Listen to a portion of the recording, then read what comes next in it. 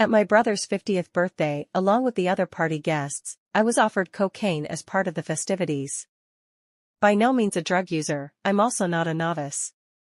I consider my profile normal in that I never looked for drugs, but am also open-minded and have not been afraid to try something passed to me by friends. For context, I am a responsible and educated person with a bunch of advanced degrees, CEO of a small but thriving international company. This is just to say that until January, I had a drama-free life, successful and healthy by any metric. I'm also by nature understated, middle child, so making noise or having weird stuff happen to me is not my thing. I'd found a way to coast through life under the radar, without anything big ever going wrong. Being in my 40s, my partying days have been over for a while, and that night in January was my first time in close to a decade, since business school, touching drugs of any kind. Over several hours at La Bilbaquite in Cabo, Mexico, where the first dinner of the 3-day birthday celebration took place, I had a dozen-plus lines of coke. It might have been more, while sipping champagne.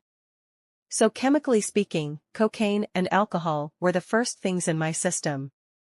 I felt good and was having fun celebrating my bro sometime around midnight. I was handed by a member of the birthday crowd, a VC banker friend of my brother's, who seemed completely trustworthy and well-intentioned. What I was told was MDMA someone had brought from San Francisco.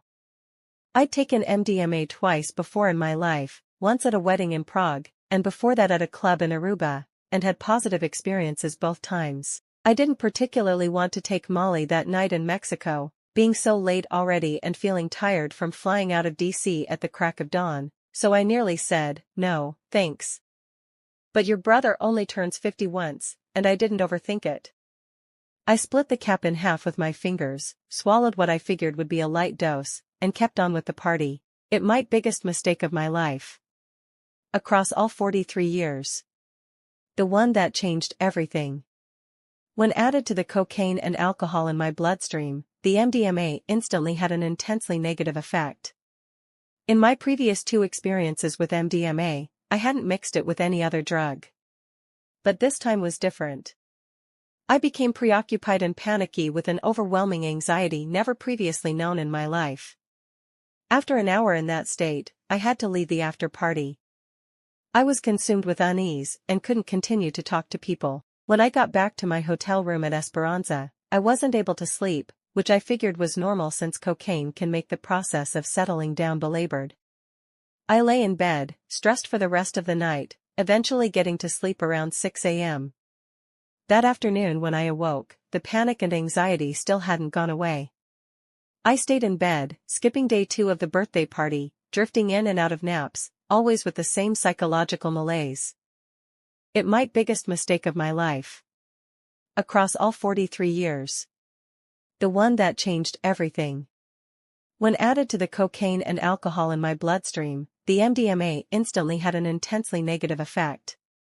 In my previous 2 experiences with MDMA, I hadn't mixed it with any other drug. But this time was different. I became preoccupied and panicky with an overwhelming anxiety never previously known in my life.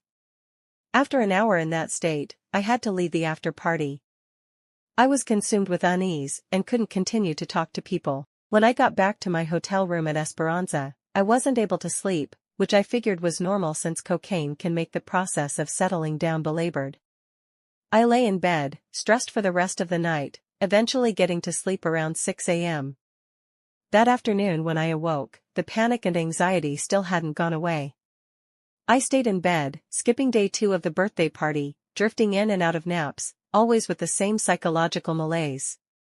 Springing wide awake each time with churning underlying anxiety. It was as if my mind had gotten stuck in fight or flight mode, without reason to be. Now, in my prior life, a restless night, for instance, from a red-eye flight, before a big speech, or a tough board meeting, would lead to sheer exhaustion the next evening and me crashing hard, catching up from the lack of rest. But that catch-up never came with this MDMA insomnia. I simply did not get sleepy, no matter how many sleepless nights passed.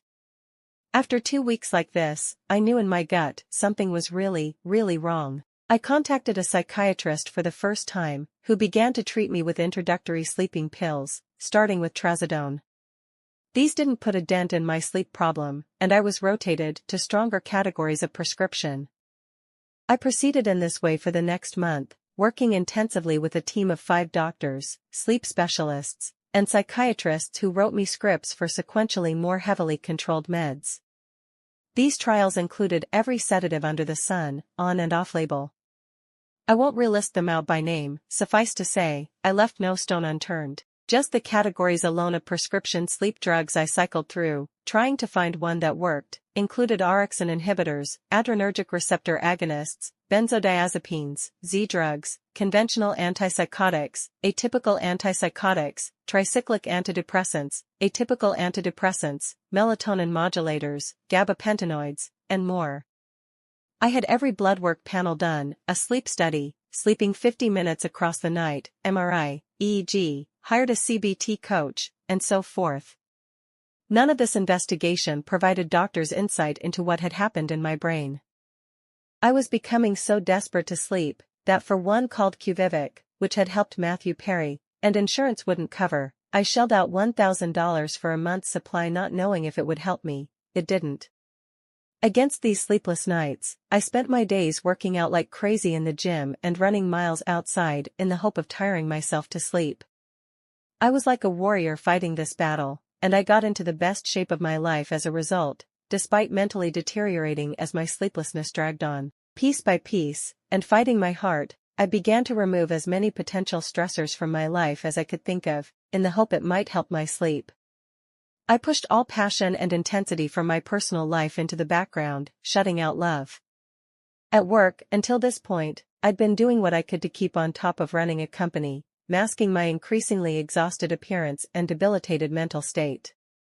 On days when I just couldn't function, I couched my absence as migraines among colleagues and friends, too embarrassed to say I wasn't sleeping, something that comes naturally to everyone, including me for 43 years. On top of this shame, I was also embarrassed by its source MDMA, an admission I couldn't broadcast beyond doctors. So I gutted out my ordeal in silence. The mental and physical toll eventually became unsustainable, and I had to start an indefinite leave of absence from the job I loved.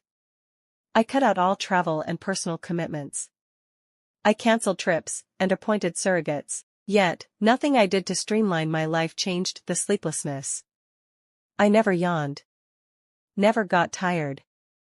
All I could ever manage was an hour or two of heavily medicated sleep, holding out hope with each passing week that a new prescription cocktail might somehow finally bring restorative rest. At the end of 3 months, I'd spent $10,000 seeing the best doctors within a 3-hour radius from me, most of whom don't take insurance. Still, I was no closer to any solution, let alone a basic understanding of what medically I was facing. I reduced my routine to only the healthiest, least stressful activities, clean food, textbook sleep hygiene, etc. But no matter how much I streamlined my life, I still couldn't sleep at night. It had become a hell you can't imagine, without relief, not for one night. By mid-April, month 4, encouraged by my doctors and the few closest people I'd let into my struggle, I took the next step and checked myself into a series of private clinics and hospital residencies in the hope of treating this mysterious condition inpatient with 24-hour observation and care. To put this in perspective, during my past 15 years at work, I might have taken one sick day every 3 years. So flying to a clinic for 2 weeks was out of character for me, let alone having to take months off work. In late April and early May, I traveled to Texas and checked into one of the top health facilities in the country. Then, suddenly it happened. Subscribe and like for part 2.